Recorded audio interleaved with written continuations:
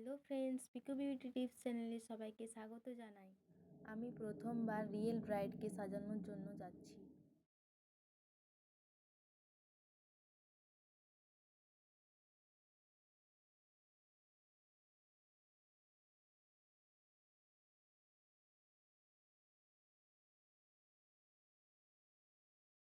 Bride মেকআপটা সিম্পলের মধ্যেই রাখতে বলেছিল, তাই আমি আমার মতো করে চেষ্টা করেছি একটা ভালো লুক দেওয়ার।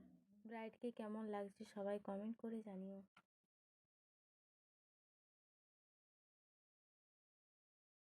ব্রাইডের সাথে আমরা কিছু ফটো ও ভিডিও করে নিলাম।